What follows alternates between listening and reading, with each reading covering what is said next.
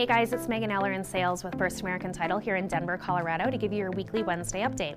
I wanted to give you some advice and what's to set for your expectations for time on market as we head into the fourth quarter and as we start to get closer to Thanksgiving and Christmas, along with all of the other holidays. Now, typically what happens as we head into the later half of the year, oftentimes in November and December, it takes roughly twice as long to sell a home in November and December as it would had you listed back in April or May. So we can expect to see that average days on market will trend upwards. And as of right now, looking into November and December, we're looking at seeing around 34 to 40 days on market for detached single-family homes. Now, if we look at it by price range, we can expect to see that higher priced homes spend longer on the market because there are fewer people that can afford to make those purchases.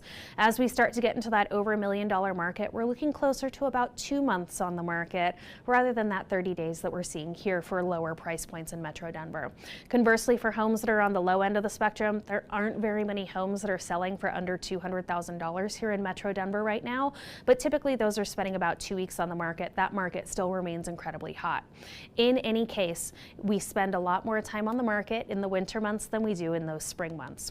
Now, if we look at it based off of our geographic regions throughout Metro Denver, this is benchmarked off of 32 average days on market, what we can expect as we head into November and December. If you're in one of the areas that appears red on this map for your zip code, you can expect to spend longer than average on the market.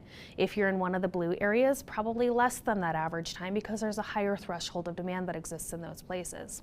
The other things that you should be concerned about as we head into listing in November and December, beware of those holiday times. We have a couple of general rules when we talk about listing over holiday periods. If you're listing over a 3 or 4 day weekend or a religious-based holiday, those tend to take the biggest chunk out of our buyer pool on any given weekend.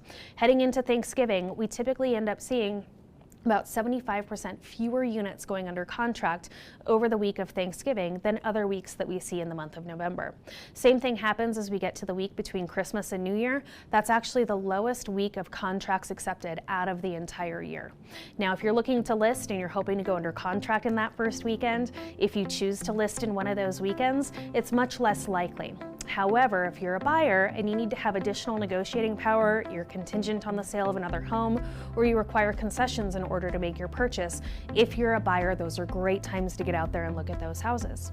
Now, I hope that this helps you set appropriate expectations heading into the fourth quarter. If you have any questions, always feel free to reach out to me. I'm certainly happy to help. If you want to get a copy of the slide deck or the research so that you know how to set those expectations heading into the last part of the year, feel free to reach out to me.